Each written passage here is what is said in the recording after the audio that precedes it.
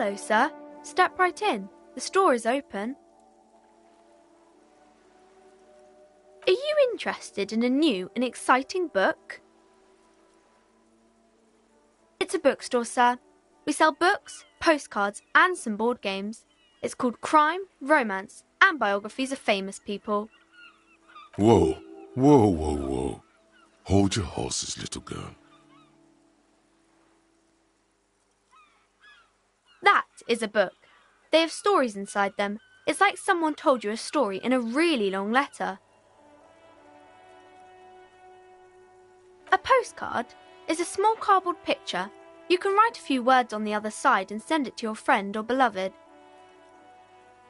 Board games are like little games on a table, made to pass the time. There are several different ones, but sailors here mostly buy cards. My pleasure. Anything else you'd like to know? Okay, sir. I'll try to answer any questions you have. I hope they're about books. My name is Annette, sir. My mum, her name is Plaisance. She owns the store. She's inside minding the register or organising the stock. Feel free to step in and browse our wares. I'm signalling that the store is open. Otherwise people might not know. They'd miss out on the crime, romance and biographies of famous people.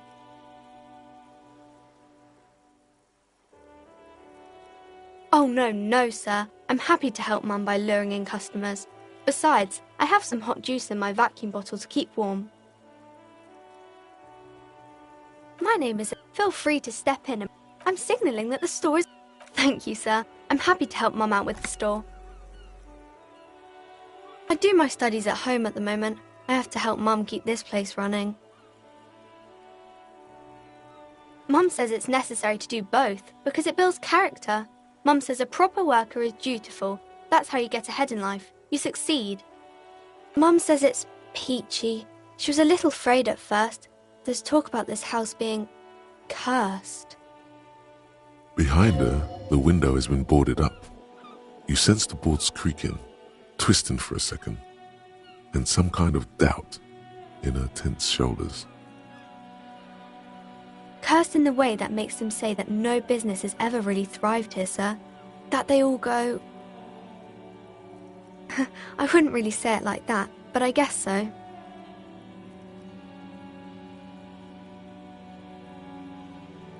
We can go into the bookstore and ask about the case, but I don't see much more to look into here. Yes, please do look at our wares inside. The postcards and board games you asked about are also there, sir. It does not manifest itself in any way. It does not exist. I liked it better when we were talking about whether it's appropriate to stand out in the freezing weather. No such thing. Anything else you wanted to talk about, sir? Nothing really, sir. Mum doesn't allow me to sneak around in the back rooms or the cellar. I don't really know what's there. Maybe I can tell you about some of our books instead.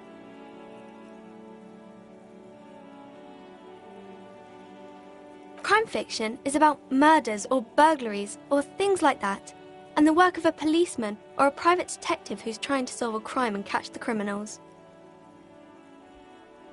It's exciting to people, I guess.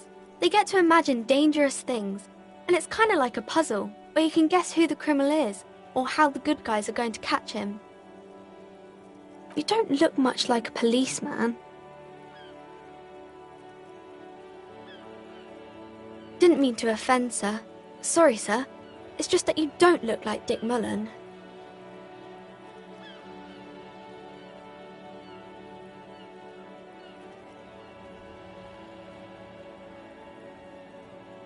Head, yes. No, your resilience. That's a bit childish.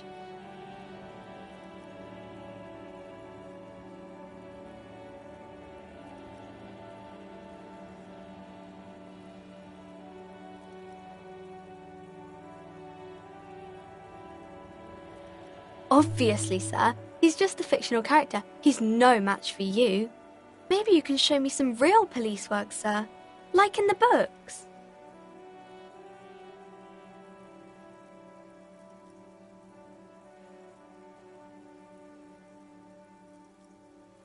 It's the type of book where there's a rich lady and she has to choose between the good man and the bad man. Or there could be a story about a poor lady getting a rich man. It's about man and lady business, sir. It happens, but usually the guy gets rich in the process. Or should actually be rich himself, but has lost his family property unjustly, like during the revolution or something. Those are unhappy books, for most of the pages. People sad about what they have lost, but then it all turns out just fine in the end. These are not very common. You can't have a choice between bad and bad. Nobody wants to read a story like that. Well, maybe then it's fine. Maybe if the lady then decides not to pick either, because she doesn't need a bad man. Yes, that would be interesting. That's really not a proper romance story. That's more like everyday life. Not in romance books, sir.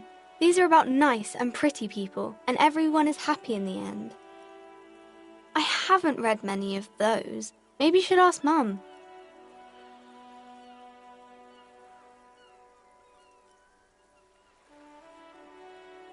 I don't think it's a romance story if the main characters break up, though.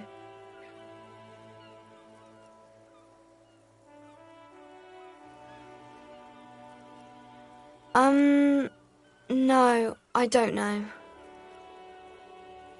You can take this. Blossom like a pain flower.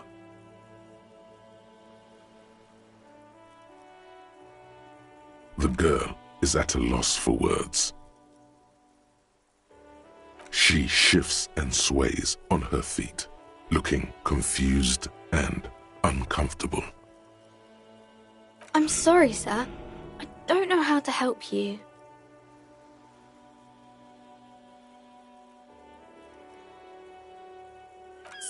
Sorry, sir. I'm still little. I can't... It's time to leave it be.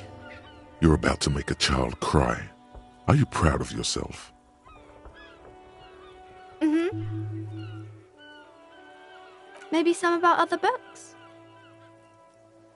Oh, kings and queens and generals of old, or artists and writers, or musicians, those kinds of people. There's usually something extraordinary about them. I think that's why people read them, to find the secrets of their fame. Seems like most people who read those books fail to get more famous from reading them. But it does make the famous people more famous.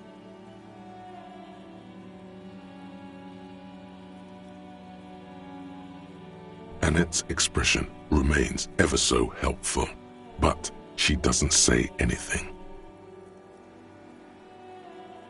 Isn't that kind of a childish thing for a grown-up to say? When she grows up, and if she grows up to be clever, she'll discover there's no such thing as a grown-up. Okay, sir. She doesn't know what to make of that, but she'll remember it. You fail to deduce anything substantial. She waits intently. It's okay, sir. You disappointed a small child. Well done, Jem.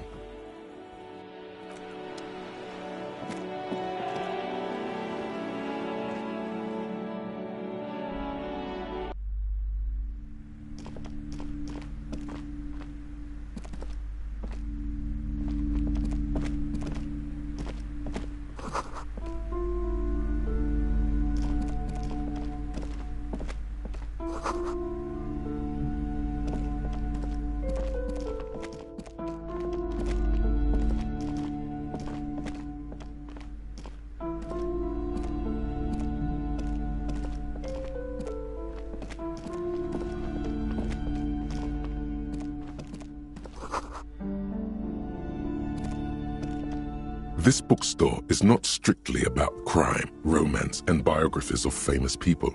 There's also a wide range of paranatural literature. Amidst the various books, you find one written by someone named Matthias W. Dundas.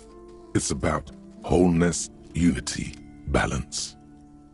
The point of the book, and many others on this shelf, is to give people medicinal advice in situations where they don't have access to paid health services. It serves platitudes while also telling everyone that traditional medicine, the kind people don't have access to and which costs more than this book, is garbage and would only give you cancer anyway, without even curing your cold or anything. Wholeness, unity, balance, on the other hand, can basically take care of anything.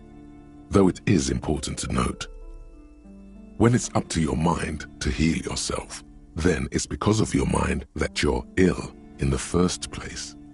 It's your own fault if you're ill. Got it? The book features chapters on topics such as how to find magnesium. It even lists plants you can harvest magnesium from.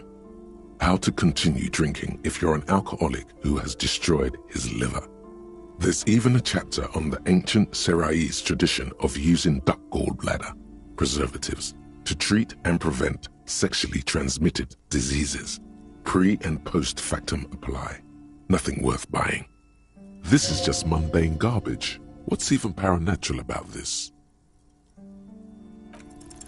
You sense something ominous emanating from the shelf, but it lacks form and substance, and soon enough, you lose track of it.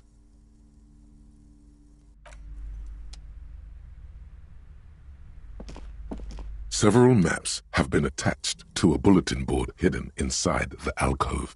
They're held up by small pins. The board has come loose from one corner. The maps look old and faded. Your eye catches a map of Insulinda, a map of Revachol, and a map of Martinaise. The north coast of a verdant island is shattered by the delta of a river. It is the River Esperance. Countless bridges put the shards back together, connecting city blocks to river islands. La Delta says a great artificial heart in the center, teeming with life forms and construction. To the east, rolling hillsides, Le Jardin, Stella Marie, the suburbs of Saint-Baptiste, swallowed up into the megacity. They sound rich to you. This is Revachol East. Hudon, it's somewhere to live, not bad. Then there's Jamrock. It's bad. People shouldn't live there, but they do. Then Forburg. It's almost as bad and much larger.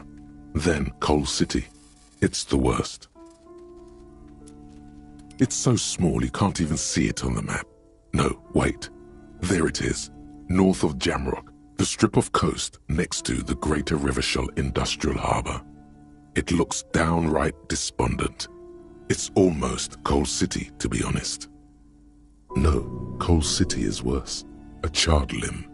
Rain falls on its slick black streets. And then there's the burnt-out quarter in the heart of Jamrock. Is it cold in this bookstore? Or is it just you? I'm sorry, officer. The map of Martinaise is the only one available. The other two are not for sale anymore. And besides, you could scarcely afford them. They're quite valuable, though they might not look it. The map of Martinaise is 90 cents, though. Yes. Are you interested or not?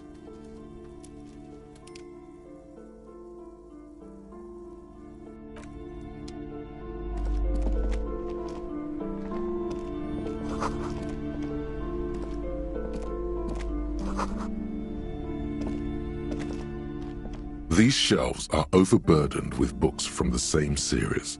You see the name Dick Mullen over and over.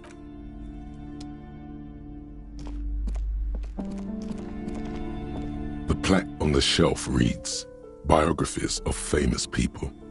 You see a large variety of names, none of which ring a bell.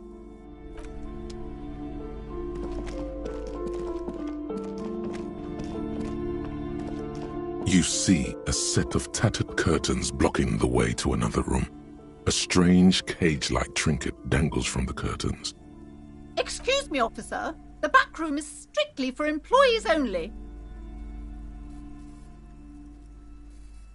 Just as you're about to pull apart the curtains, the petrified voice of the shop owner cries out once more. Sir, don't touch that. I told you it's off limits for the customers. Parapsychologically speaking, we're done if you decide to open them. I won't be held responsible for the consequences. It's too dangerous.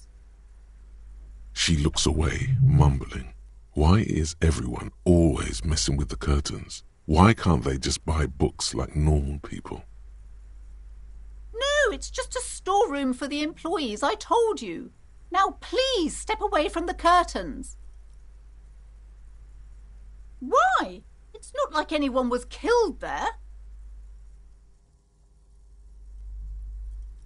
I am sorry, I don't mean to be so impolite. Just please don't go there. I can't allow that. You'll only make things worse and unleash the powers. You do? My God, even more reasons not to mess with the curtains. Just step away, dear sir. No! Please just talk to me, officer. Come here and let's talk this through before you decide to do anything extreme.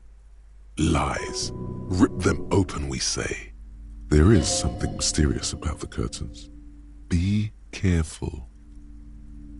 You see a tattered set of curtains and a polyhedron-shaped cage-like trinket. You see a dimly lit room full of dusty furniture and trash. A doorway stands in the back, covered in dozens of scary little cage-like trinkets, your shadow looming over it like an omen. I warned you, you're unleashing forces beyond your understanding.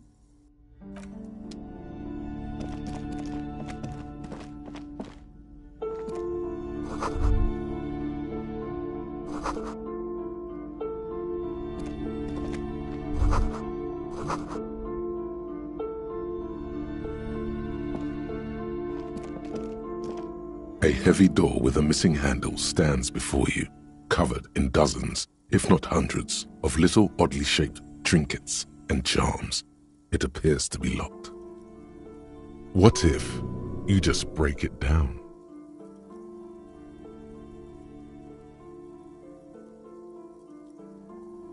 Only an echo. No one is there.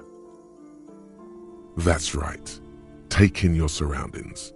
You need to have a solid ground and a proper posture if you want to succeed.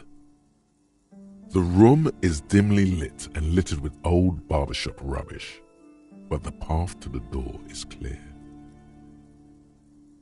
It's made of a solid block of wood, but it has stood there for ages. The hinges are old and coated with a carmine layer of rust. It should be doable. That's right. Steady breathing, solid core. You've got this. With one shoulder forward, you're ready to smash into the door like a battering ram. The room, it's made of a solid block of wood, but it has stood there for ages.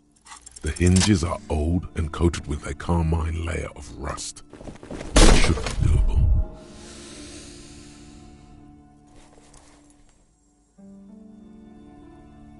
You smash into the wood and see a small crack appear on the doorframe. It's going to take one more try to break through to the other side. But you've done it. You're not thinking of trying again, are you?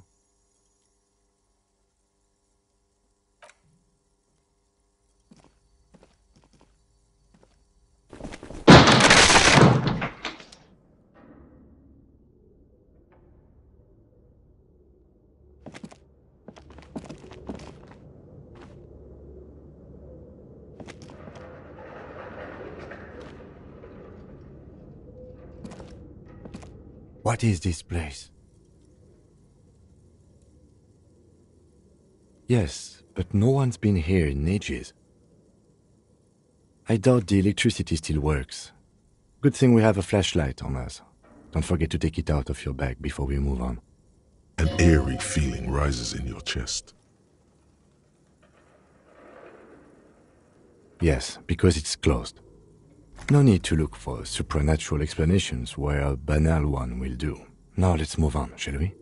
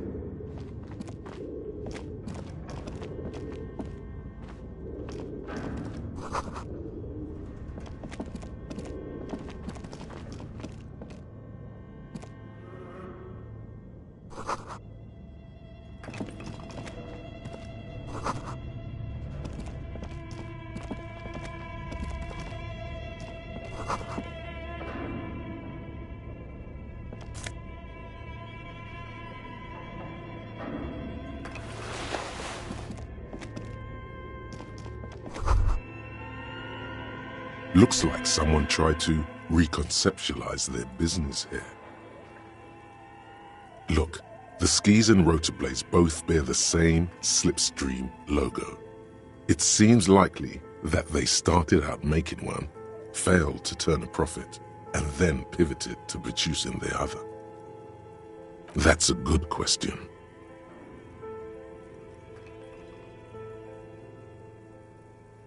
Reality is ruthless.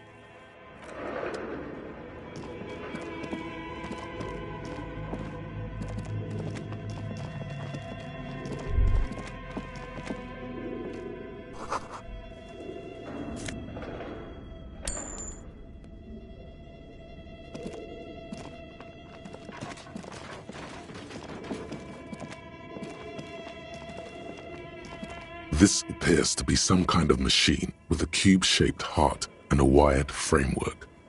The keyboard has a rectangular on-off button. A piece of paper still hangs from the printer. A radio computer.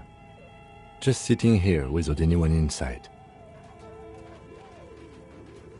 We have one of these down at the station, but I never really learned how to use it.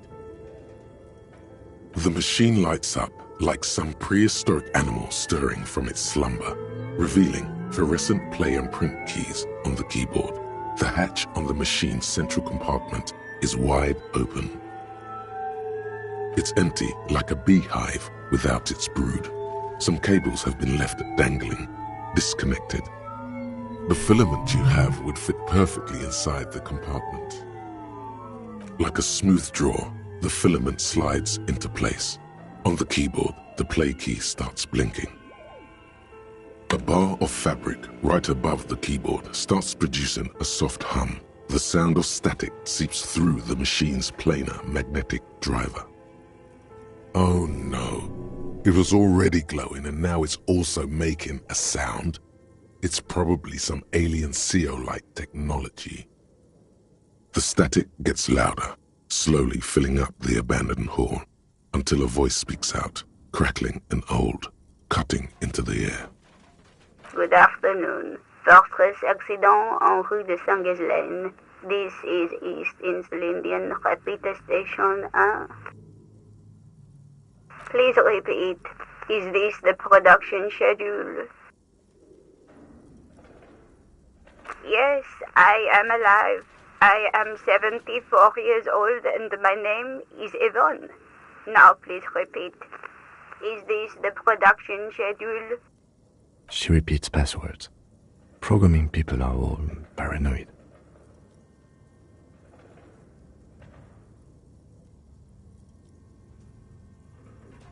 They are merely cautious.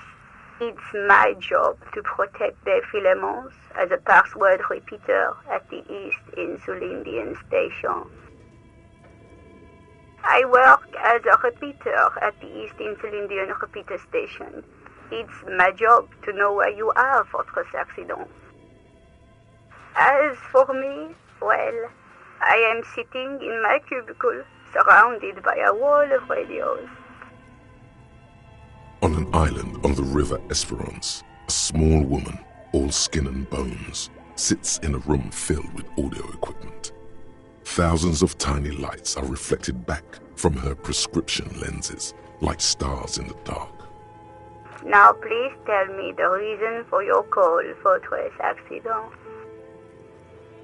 Fortress Accident is the company on whose name the terminal you are currently using has been registered to. One moment. Fortress Accident SCA produces revolutionary interactive call-in radio games. That's what the catalog says. That's not bad.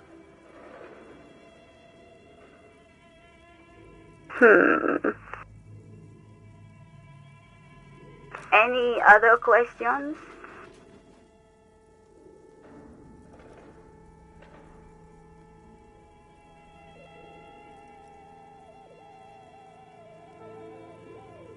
The filament you have inserted into the reader. Yes. Is that the production schedule? Good. Please repeat the password. You should ask her for a hint.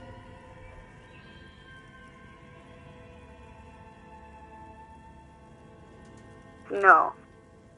A hint system is not part of the protocol for repeater stations. Received. I will register this login attempt. That sounds bad. A login attempt. Something a criminal would do. Don't worry. Passwords have a way of turning up sooner or later. Fortress Accident, is there anything else I can do for you today? Good. Please repeat the password. I am contractually obliged to protect the privacy of the filament holder, Fortress Accident. Without filing a warrant with Lintel, I cannot give you access to this filament. I'm afraid we are not doing that, unless we want to wait for a month. Now, can you please repeat the password? Still no. Received. Don't worry. Fortress Accident. Thank you, and goodbye. Tiles on the cube are still smoldering, casting the framework in a soft glow. Fluorescent play and print keys shine on the keyboard. Nothing happens.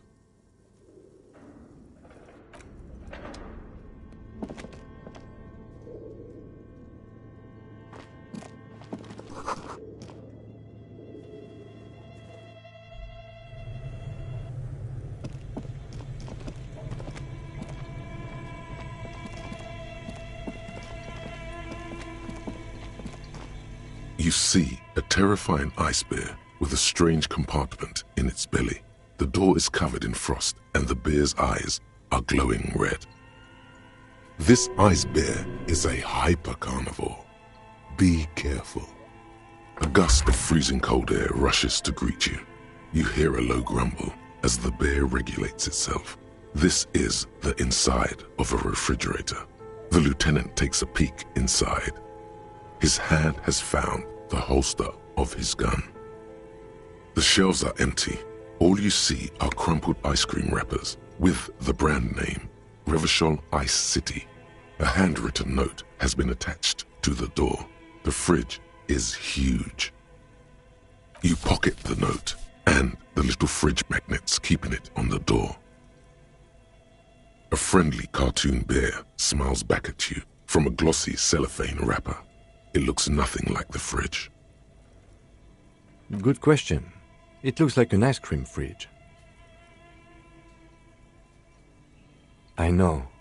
What an unfortunate marketing choice. What is even worse, the bear is still costing them money to this day. The fridge buzzes with energy. The electricity bill on this thing must be catastrophic.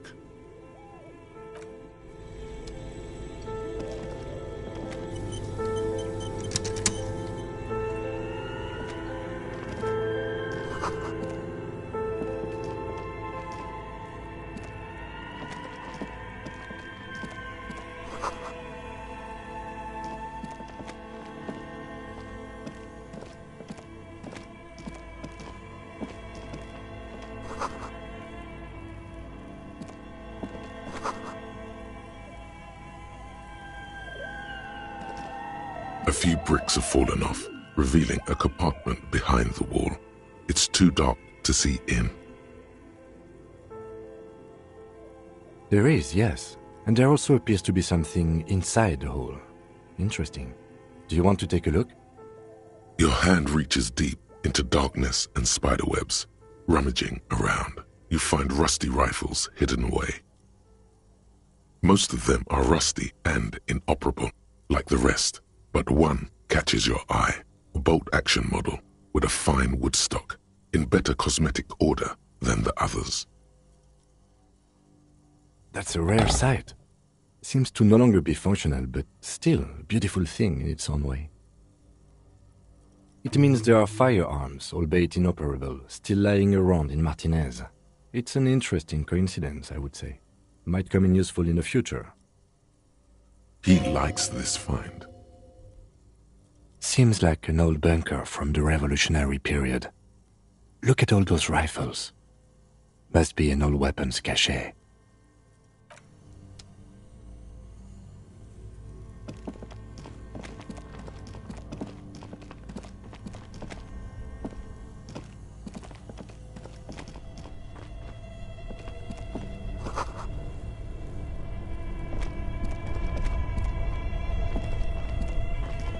Two cables are plugged into the breaker box. The red one leads to the ice bear fridge and the black one to the ice cream maker nearby. Something close to you dies with a soft electric purr. Why did you do that?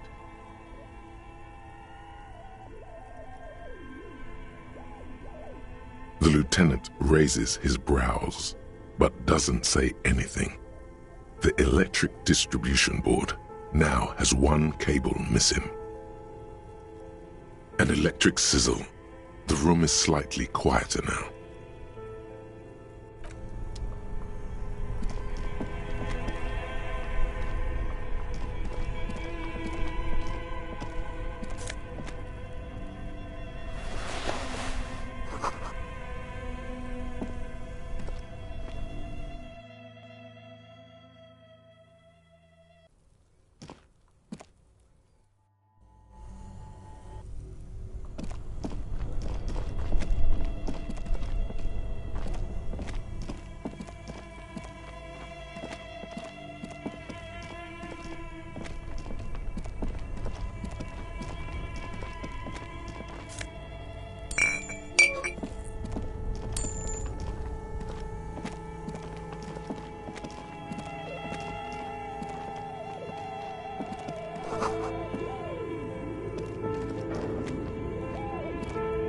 A thick layer of coal dust covers the furnace, coloring it pitch black.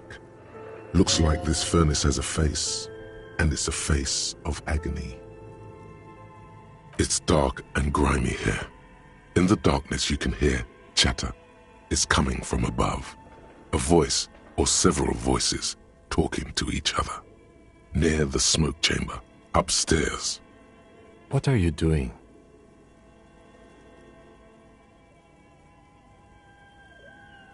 Wait, really? I should investigate, see if someone's upstairs.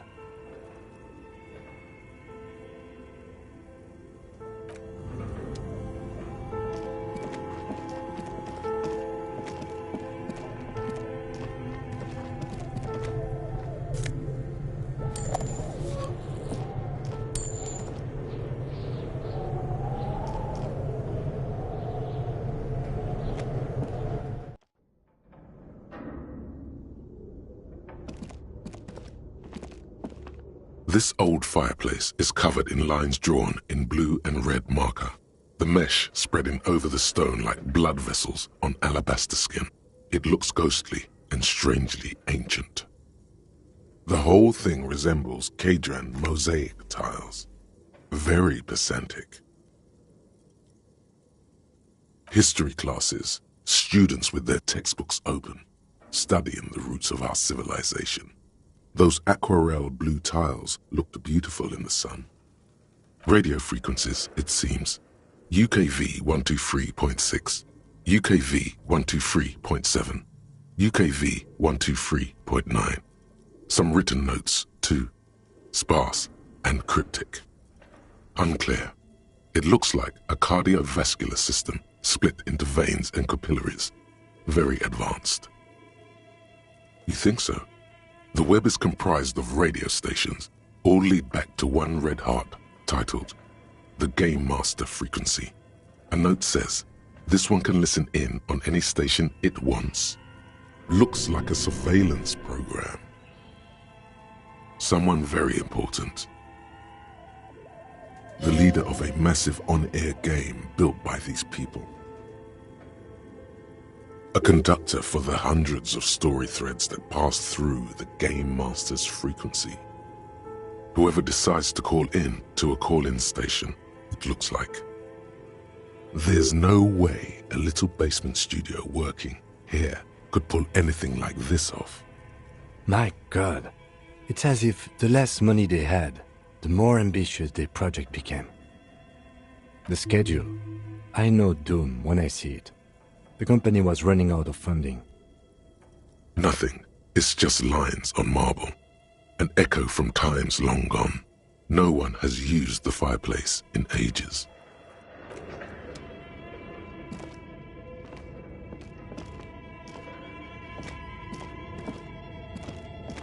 Your flashlight slides over an old green chalkboard covered in scribbles, sketches, and schemes like some ancient cave mural. Some of the writing has faded with age, but you can still make out sections here and there. Photos and drawings have been pinned to the board. This is a monthly calendar from the year 50. Cryptic words like sprint, daily minimi, and GPI span the marker-drawn grid, the grand scheme of production and money. Minimi stands for a mini-meeting. It's part of a bigger framework for managing work called RUN. Station 41 tried to implement it a few years ago, but failed. As time goes on, the numbers in the boxes grow rarer and rarer. The board becomes an empty snowfield in the final days. Only failure and regret dwell in this region. Looks like they didn't make it. A note in the bottom left corner of the chalkboard says, see the prod schedule filament for details. The handwriting is only partly legible, but you can still make out 3 slogans: call in, tune out, Wirral untethered, and heat death of the universe. Outside, a cold wind wraps the building in its bosom. Snowflakes in the wind. An old woman passes what the locals call the doomed commercial area. She tries hard not to look at the bookstore windows. It's unwise. The photo collage depicts barren, icy landscapes wrapped in perpetual night. You see permafrost and glacial landforms, dead trees grown in under the snow. Entire oceans have been frozen from shore to shore. There are pictures of settlements on dried-up riverbeds, abandoned in a storm. Animal corpses in the dark, carcasses and bones. You see primitive oil rigs built into glaciers, boreal dvorg, yurts under the snow, great mammoth-like beasts of burden. Albeit dark and cold, this vision also feels cozy in its own way, like eggnog or morphine, a much-needed respite from our own world. A pinned postcard reads, the heat death scenario, a desperate fight for geothermal energy engulfs the world as Wirral becomes untethered from its sun, drifting through the universe. These lithe, pointy-eared creatures appear to be different types of welkins. You make out autumnal candle welkins casting wax-based magic. Translucent welkins with organs shining under their skin, and even ether welkins hailing from the vast emptiness of sidereal space. Who are all those creatures? Fantasies of a tortured, feverish mind?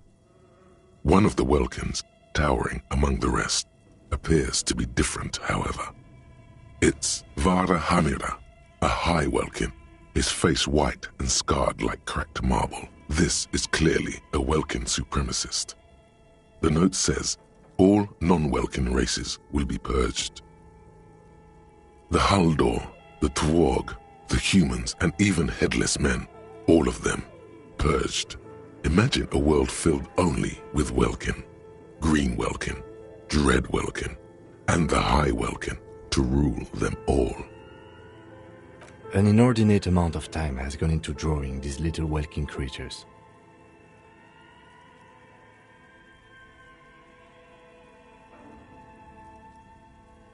Some people really like building a world, I think, even if it's just for a game. This looks like concept art for a project. It's not really real. Political commentary. That one has a great beard too. Just look at those details. So much effort.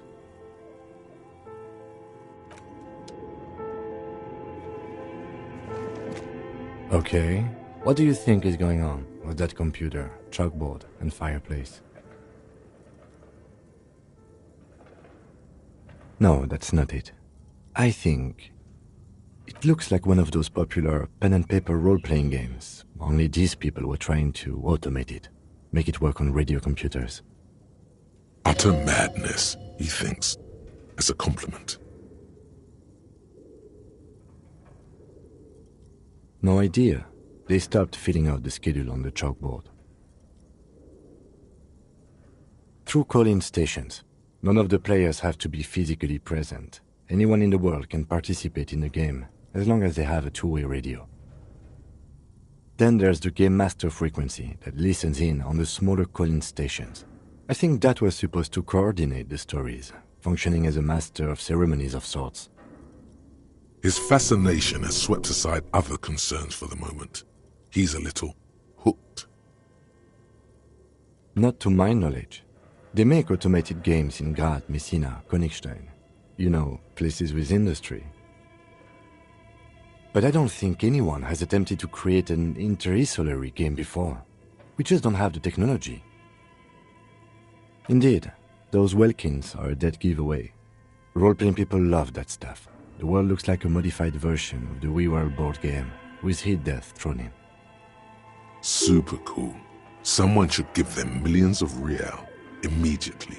This game is too good to be left unfinished. Indeed, it's ambitious and untethered from reality, but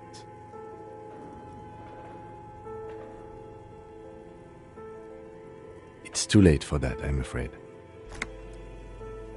Okay, let's keep moving.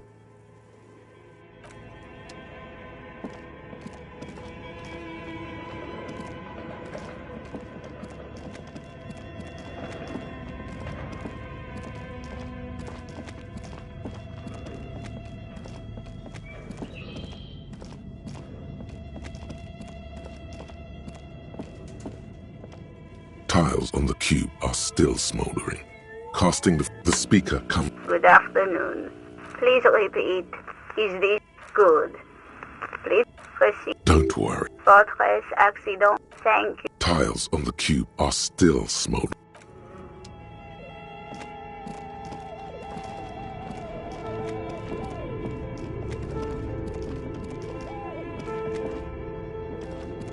An iron safety curtain curves before your eyes, folded like a bellows.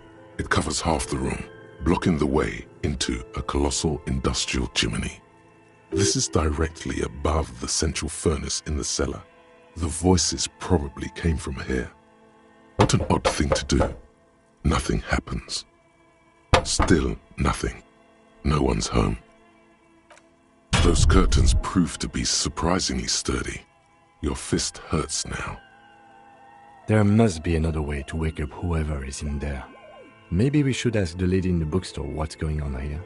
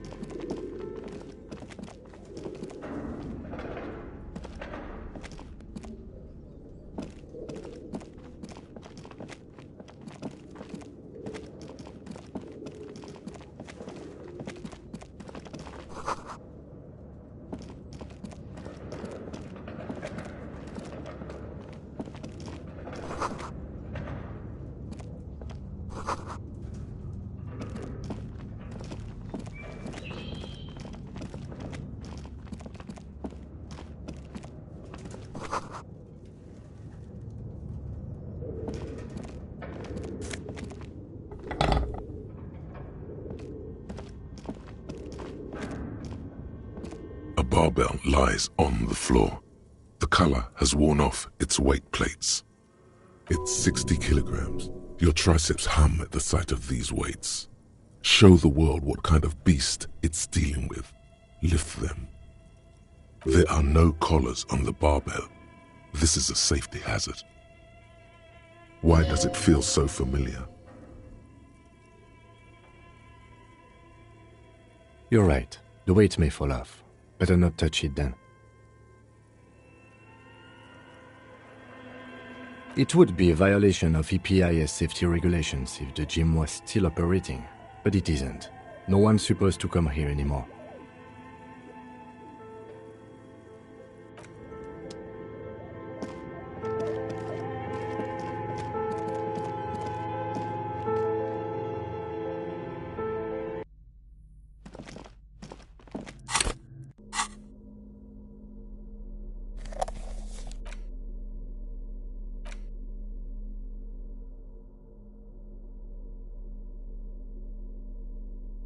The note is written with a blue pencil on a piece of lined office paper. The kitchen magnets have left spots on its surface. Does it say anything interesting? This is tangential at best, but the lieutenant's detective instinct is still active. Someone has scribbled, S. I can't believe the off-site copy is still here. The illiterate ginger kid keeps stealing stuff from the studio, so I had to hide it somewhere safe. You'll find the filament memory with the off-site copy in the frozen ice cream maker. Please take it home, ASAP. It's important. I'd do it myself if I lived in a civilized place with a freezer. Take care, Sully Soif. Really? You don't have a single guess?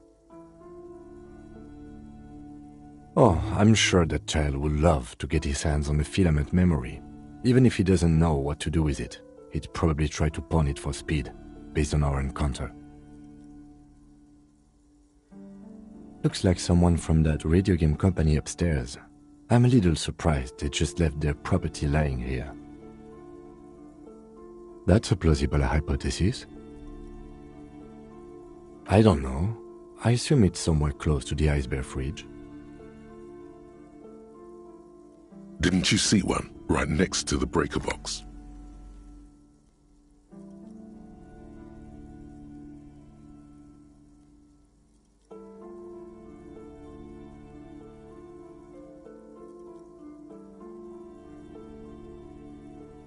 It belongs inside a radio computer, storing its memory. It's like a tape. You listen to disco tapes, right? It's like one of your disco tapes, only for a computer.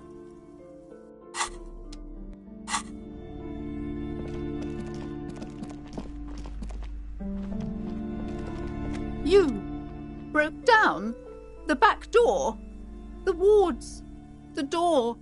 It's all gone now. Dark psychic energy leeching onto my shop. I suppose it's all over now. I guess there's no escape. Just a door? This place is cursed, Detective. They don't call it the doomed commercial area for nothing. Just look at the sheer amount of companies that have failed in this house. I hope you're happy now. Happy that you've ruined everything. Now that you've broken the door, the curse is coming to get me as well. Of course you didn't. You're nothing but a policeman. All right. You know what? I'm willing to let you investigate the doomed commercial area. We are set on the path. There's little else to do. But before we go on, tell me, did you encounter the malignant entity? Yes, the malignant entity that lives inside the chimney. It takes the shape of a woman, a witch probably. I've suspected that she knows more about the curse than she lets on ever since I first saw her. Yes, I've heard that. It's enormous. She has barricaded herself behind some metal security curtains upstairs. God knows what she's doing there. Some unnatural magic, I assume. You should go find the entity and ask what happened to all the companies in the building. And do return to me after you've talked to it. I'm quite anxious to know what she has to say about the curse. If you're really interested in cracking this mystery, then we should go back to the furnace. Maybe you could yell into it or something. Make some noise. You'll think of something, you always do. Despite his cool, the lieutenant's interested in solving this mystery too. Annette, yes, my daughter. I hope she wasn't slacking off again with her nose in science fiction. Tell me, was she at her post doing her job like a proper girl? Wonderful! Did you talk to her? Great! On a scale of 1 to 10, how compelled were you to buy books after talking with her? My precious, her dedication brings joy to my heart. If you have children, I hope they turn out as great as my Annette.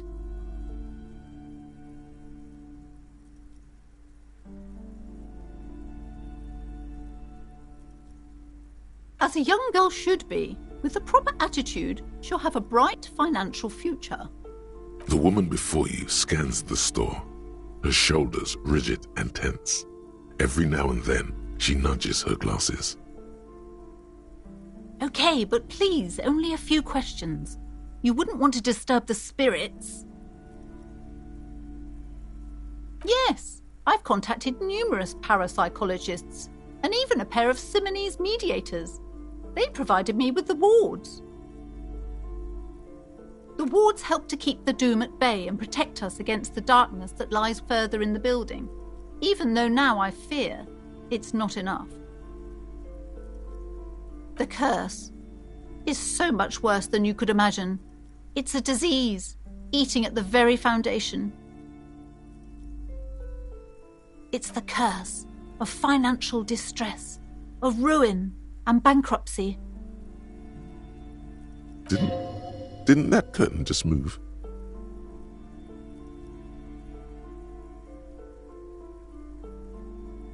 It's not just that, officer. We're dealing with something supernatural here. It's the cacodemons feeding off bad business practices and disappointing income statements. There's something wrong with this building, I can tell you. Ever since I arrived, I've sensed an eerie lingering presence, as if I was unwanted here. Oh, this? No, it's a special Himian amulet, blessed by desert pygmy shamans, with a spell of compulsion. It's to compel people to buy books. There are numerous spells cast throughout the store. I had the books anointed with a different inducement spell, for example. It's guaranteed to boost sales 15%. Yes, the Simonese are very crafty, and their wards are extremely powerful. Lesser wards simply won't do here. The woman before you scans the store.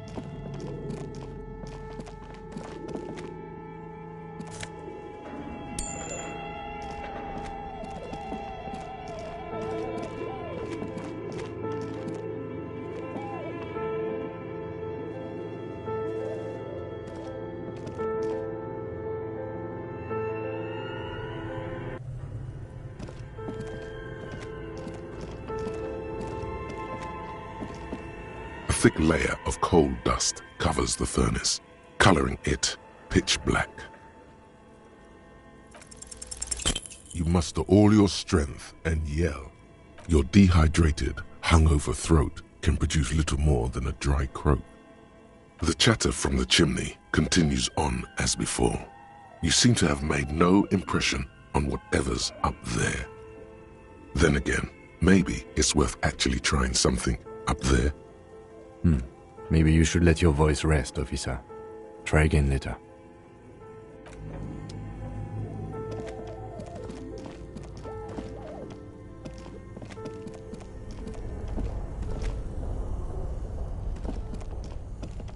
This orange machine is dead still. It has a hand-cranked ice cream churner and an electric freezer. The ice around it slowly melting. Turning the crank feels oddly satisfying, like stirring your childhood dreams. In the distance you hear water dripping. It's all gone now. You'll never become a poet or an entrepreneur. What better to assuage the creeping sense of failure than some frozen fat and sugar? You slip your fingers under the frozen lid, but the ice is too cold for you to get a good grip. A pry bar would come in handy here. If you want to try again, then you need to have the pry bar in your hand, detective. Equip the pry bar by going to the Tools tab in your inventory. From there, you can equip it to a held slot.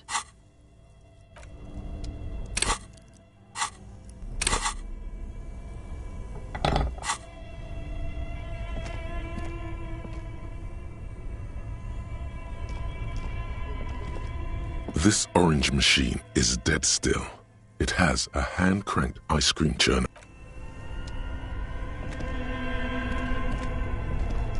Both cables are unplugged. Somewhere, a machine hums along with the current, happy and contented.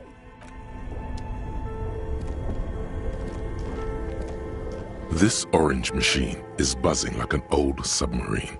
It has a hand-cranked ice cream churner on top, and the ice squeaks beneath the pry bar. You think you've got the bar jammed in there pretty well, but the lid simply won't budge.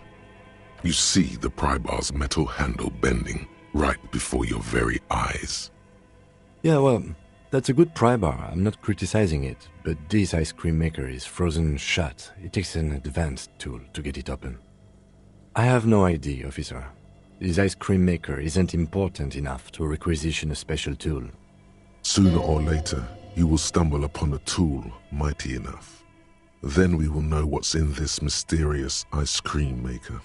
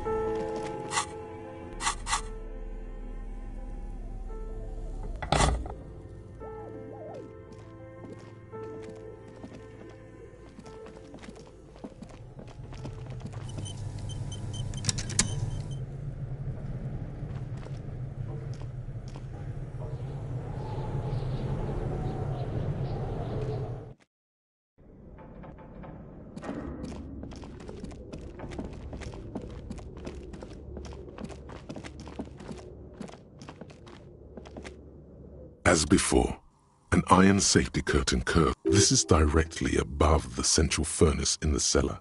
The voices probably came from here. Again, your voice becomes a raspy croak mid-sentence. It's silent in the abandoned office building. No one answers you.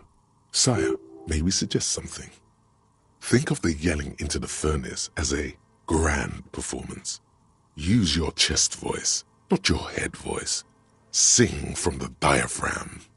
Perhaps it's not such a bad idea. Try it again, son.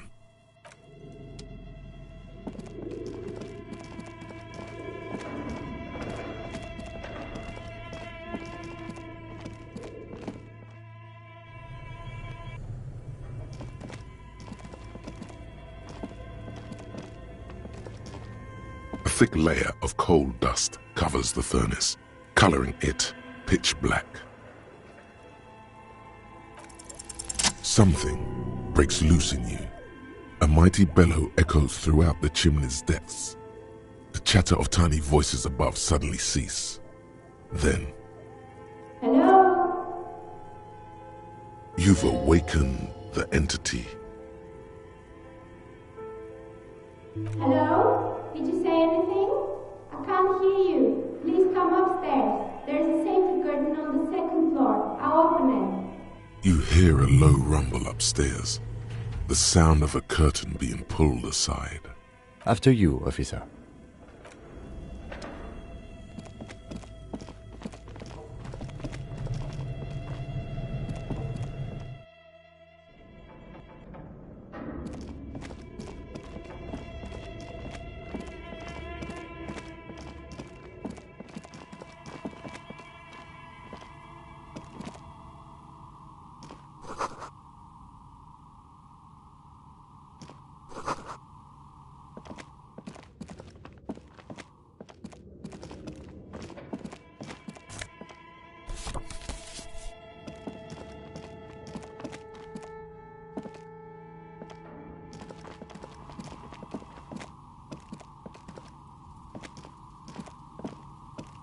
Hello, I'm Nia.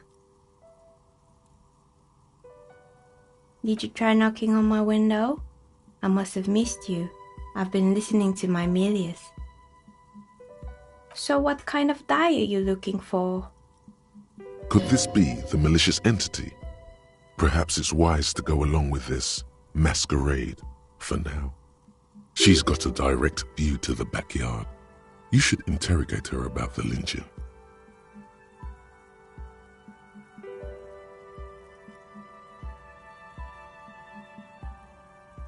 Then how did you get inside? By the south entrance?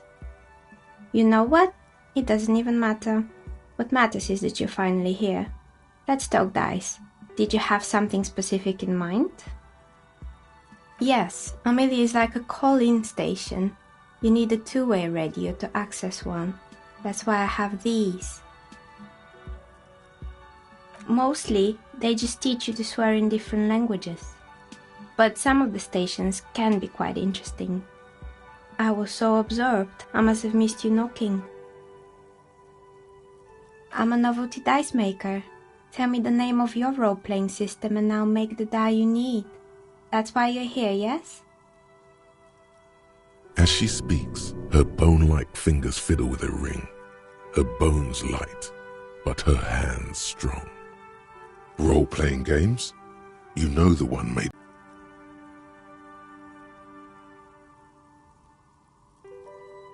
How strange. Well, if you're interested, my rate is 10 real per set, unless you want something really unusual. Take a look around and see if there's any particular stone you want to use. It almost looks as if the stones and dice are a natural part of the room, growing out of the shelves like stalagmites. This person means you, or no one else, absolutely no harm. She will answer freely and honestly.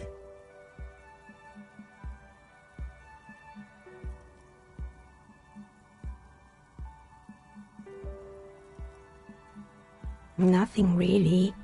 I didn't know him. Who cares about the dead body? We might be dealing with a malignant entity here.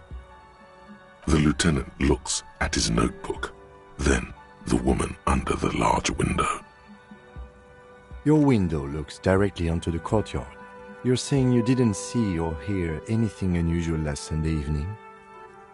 I'm sorry, detective, but as you know, I usually have my headphones on when I'm working. It shuts out most of the daily ruckus behind my window.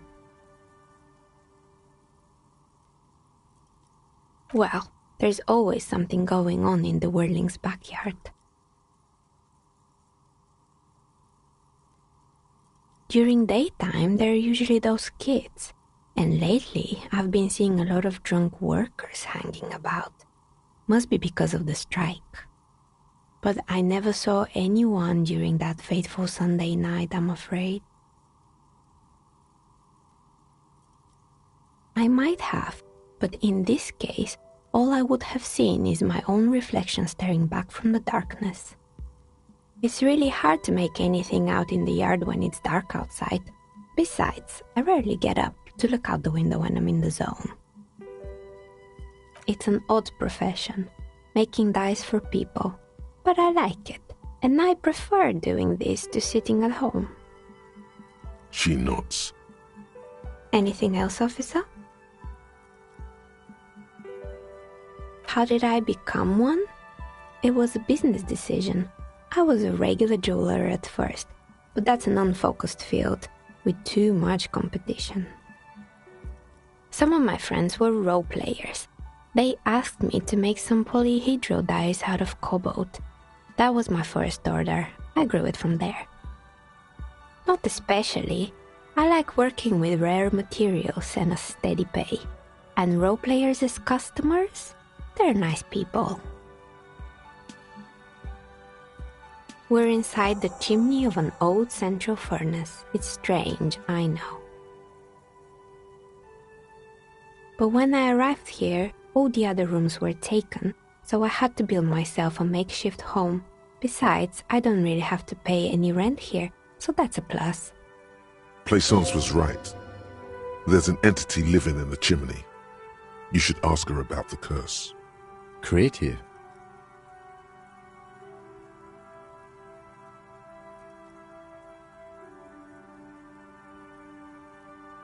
I've heard the stories, but I don't think those stories are true. It's just capitalism. We only hear about tales of success, so it's often surprising to realize how many ventures actually fail. Plaisance, the bookshop lady? I've heard that her business is doing rather well. Have the energy spared her somehow?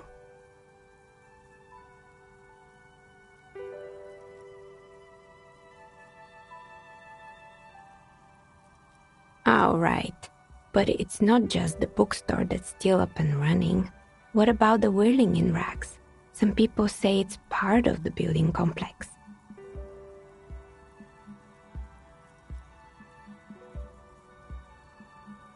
You could say so.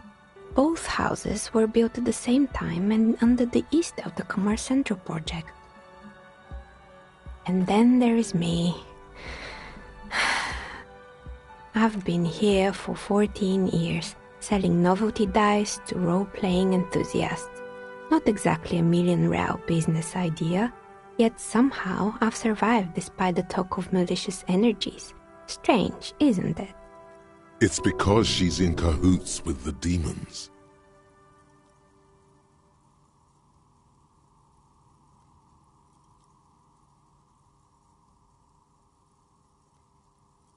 Malignant entity? What does that even mean? Some kind of sorceress? What about you, officer? Do you think I'm the malignant entity? The jig is up. The she-demon knows you've uncovered her true identity. Time has come to face the source. Fear not, for the forces of the universe are supporting you in this psychic quest. Exactly. Truth is always so disappointingly mundane and boring. But I'm glad we got this sorted out. Anything else I can help you with today? Plaisance is not going to like what you have to tell her.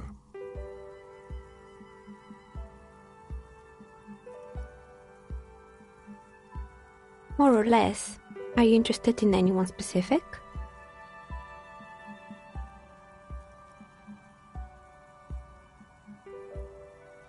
Oh, right. I hope you didn't try to ring me. I think none of those doorbells work, including mine. I'm still in the middle of connecting the wires. Sorry about the confusion. The doorbell with the empty name card must belong to her then. That's right. I haven't even written my name there. As I said, it's quite useless right now. It doesn't work yet. You could say so. Both houses were built at the same time and under the East Delta Commerce Center project. That explains why you can call the whirling from the intercom. albeit I doubt that anyone responds. If the whirling is part of the same building, then it's part of the Dune commercial area. The darkness of this place is there, too. Right, it used to be a gaming arcade. This is an ancient failure, before my time. I'm not surprised, however. My advice, don't base your business on a fad. Hypnotism, floriography, trick-track, especially pinball. Agreed. Pinball is the worst. It can't be true. They don't work here anymore. They've been gone for years. Are you sure it was Slipstream SEA? Was it a woman? Maybe it was Plaisance from the Bookstore. Tricentennial Electrics? It used to be a major electric company 100 years ago. Are you sure it wasn't just some kids playing a prank on you? No, it was something else. It was eerie.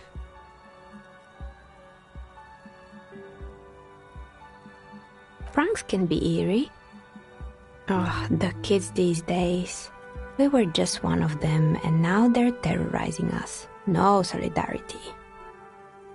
Sure, I'm listening.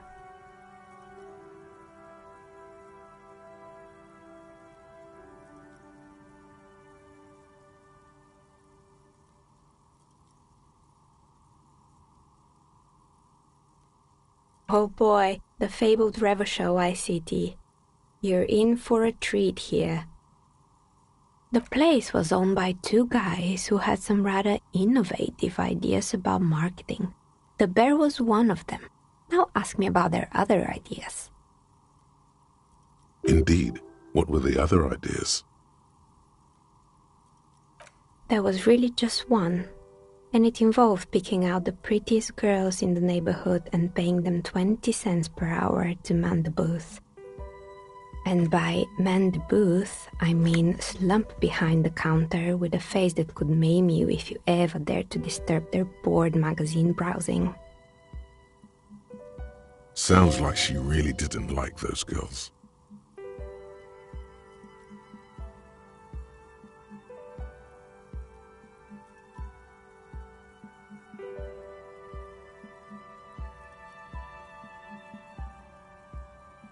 Oh, but they did.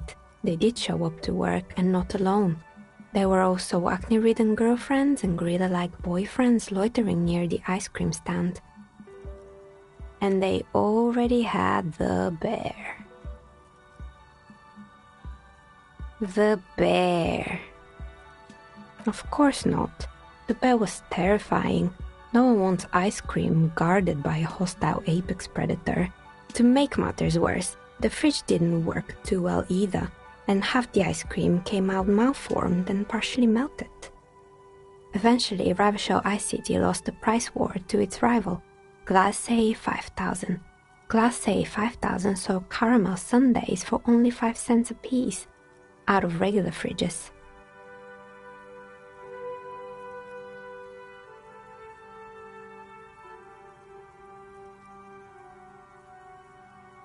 You did what?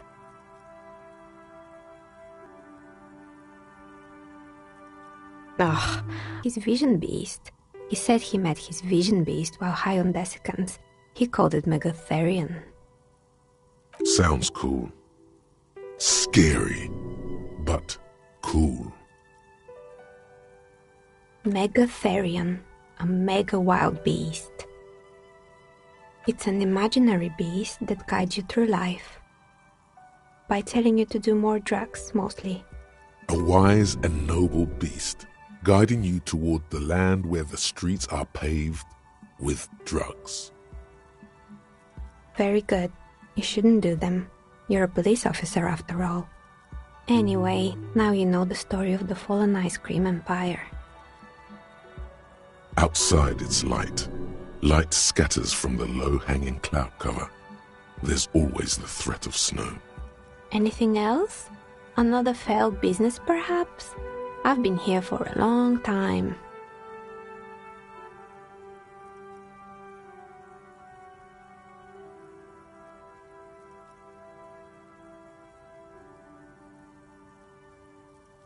Good.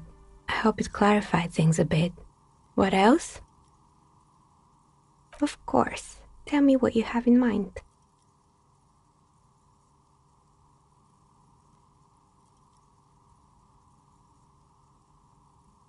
What do you mean by cursed? All right, how about I surprise you? Come back in 8 hours with 7 real, and I'll give you your cursed die. Great, see you in 8 hours then. Was there anything else?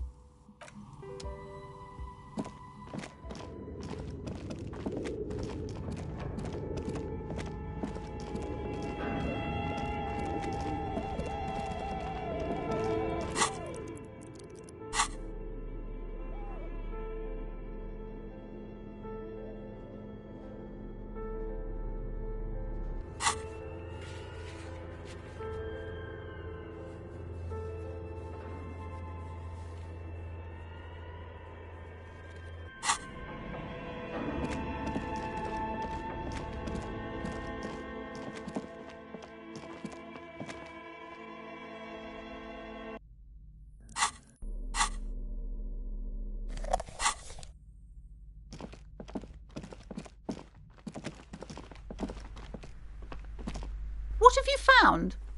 And also, do buy the books. There may be teachings in them. A novelty dice maker? Well, spit it out. Why does she need the dice? For some kind of sorcery? Sometimes they use the ankle bones of sheep. I don't understand. If it's not her, then where is the source of the doom? How did she explain the curse? Just don't say you don't have any answer yet. The uncertainty is killing her. To hell with it. Perchance you ought to just lie, sire.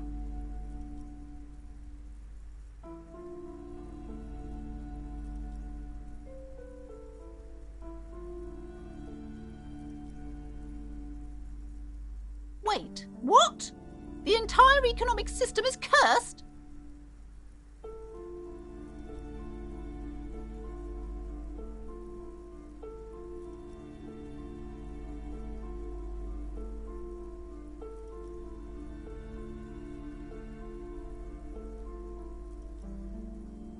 Precarious world?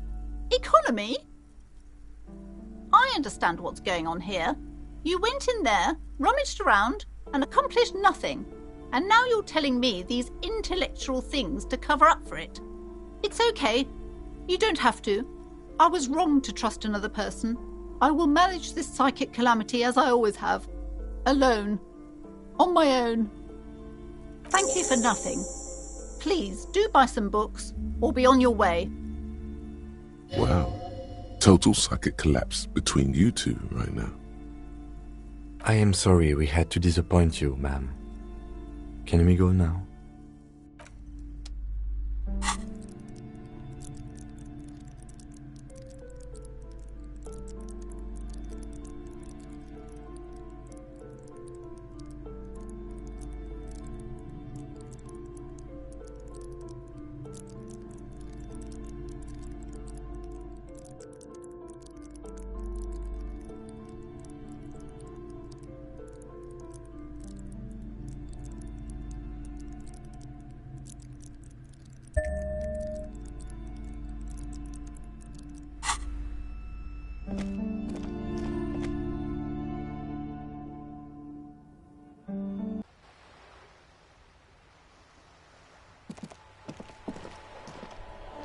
Hello, sir.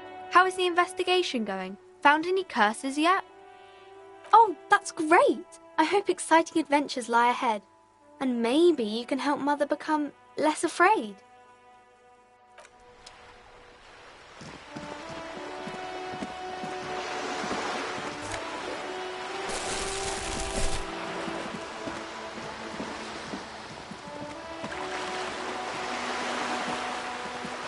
This coin-operated viewer is facing southwest. Its coin slot is full of fossilized bubblegum, rendering the machine permanently inaccessible. A thick layer of graffito covers the lenses. You spell out the word Onuk written on the other side, with N and C scribbled backwards. Under the graffito, a sea of blues and greys appear. Behind the water lies a coast studded with concrete and reeds. On it, a church on stilts, lanky weather-worn wooden planks, an X-shaped cross topping its tower. You know this to be the star of Pericarnassus, or the Cairo, the central symbol of the Pericarnassian church, a star, a great moral height to be strived towards. The church looks old and weather-worn. There are no lights in the windows. Around the large wooden building you see chunks of sea ice gathered on the beach, and a small tent set up on the ice.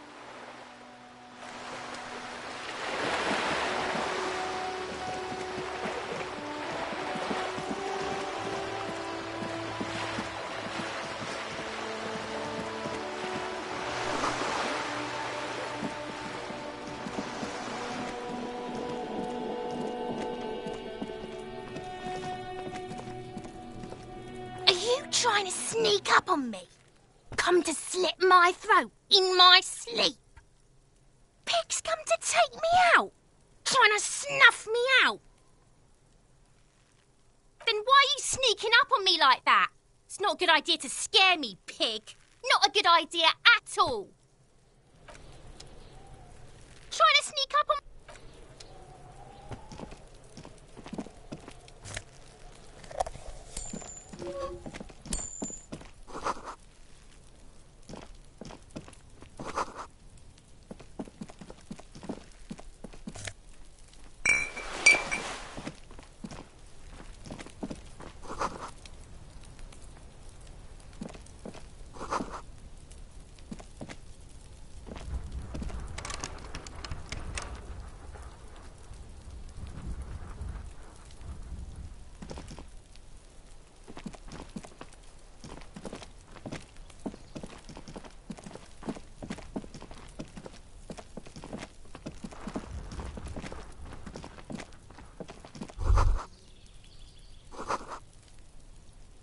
There must be another way into the building.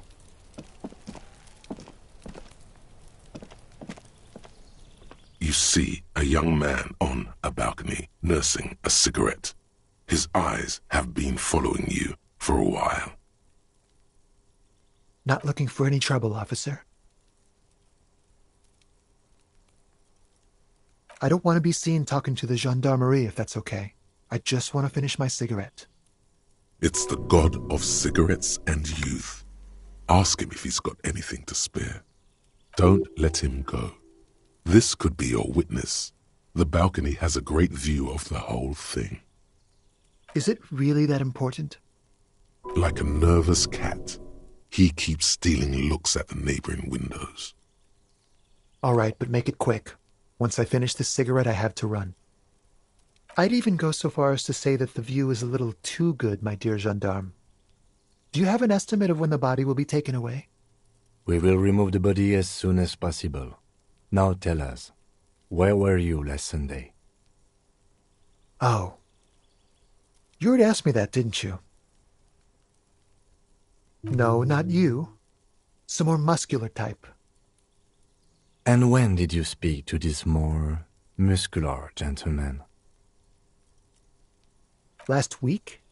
I don't know. Look. You didn't answer the question. What were you doing last Sunday? I had a friend over. It was my Sunday friend. A Sunday friend? How intriguing. He doesn't reply, gesturing no with his cigarette. In the neighboring windows, you can see faint reflections of his silhouette, all from different angles. Someone hides behind a curtain. Those windows have eyes, and those eyes are watching, spying on you three. My name? My name is Martin Martinez. Martin Martinez? Good local name. Let's go with that. No. We won't. Now, if you'll excuse me, I really need to get going. This isn't the place or time for questions. Who knows who might be watching from the distance, hidden behind the curtains? For a moment, the man on the balcony seems almost vulnerable. Something moves in the depths of his feline eyes, compassion, and a hint of understanding. I am sorry, but I really don't have the information you're looking for. But, hold on, what's that? For a split second, his hand lingers, as though gesturing towards a stone placed right next to the front door. It's a sign. Good luck with the investigation.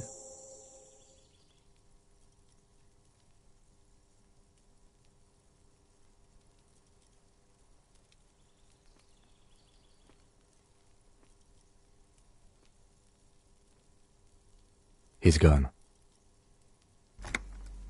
No point in running. Tenements like these often have multiple exits. If he doesn't want to talk to us, then he'll know how to hide himself. He could be a witness. Him or his Sunday friend. Either way, we need to look into that muscular type who's asking about our case. He did leave us a sign. Did you see that? He wanted to draw our attention to that stone right over there. If we find a way inside the building, we can ask around for his apartment.